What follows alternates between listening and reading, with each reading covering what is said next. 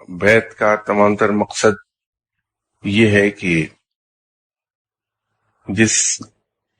آدمی کے ہاتھ پر بیعت کی گئی ہے وہ اس چیز کا اقرار کر رہا ہے کہ میں اپنے ہاتھ پر بیعت کرنے والے شخص کی تربیت اسلام اور اللہ کے بتائے ہوئے راستے کے مطابق کروں گا۔ اپنے ہاتھ پر بیعت کرنے والے انسان کی تربیت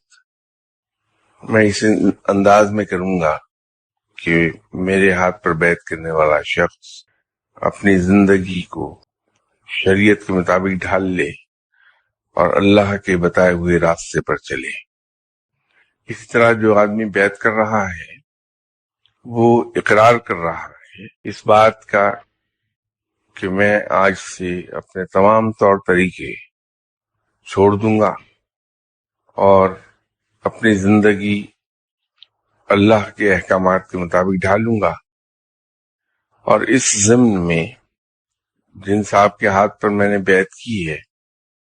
ان کے تمام احکامات کی میں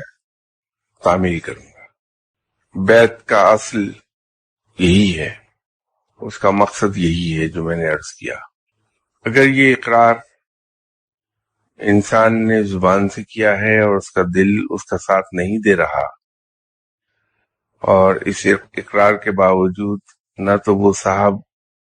اپنے ہاتھ پر بیعت کرنے والے کی تربیت کر پا رہے ہیں جن کے ہاتھ پر بیعت کی گئی ہے،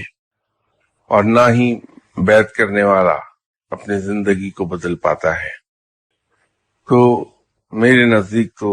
بیعت بے معنی ہو گئی، اس کا کوئی فائدہ نہ ہوا کسی کو۔ لیکن اگر کسی شخص نے زبان سے تو یہ الفاظ ادا نہیں کیے لیکن دلی طور پر یہ ارادہ کر لیا کہ میں آج سے اپنی گزشتہ زندگی اور گزشتہ طور طریقوں کو ترک کر کے آئندہ سے اپنی زندگی اللہ کے احکامات کے مطابق گزاروں گا، اور اس ضمن میں جو بھی مجھے میرے مرشد احکامات دیں گے میں ان کی آنکھیں بند کر کے تعمیل کروں گا۔ تو میں یہ سمجھتا ہوں کہ زبان سے کیے ہوئے اقرار کی نسبت دل میں کیا گیا وعدہ زیادہ پختہ ہوتا ہے۔ اسی طرح ہاتھوں میں ہاتھ دے کے یہ الفاظ ادا کیے جائیں یا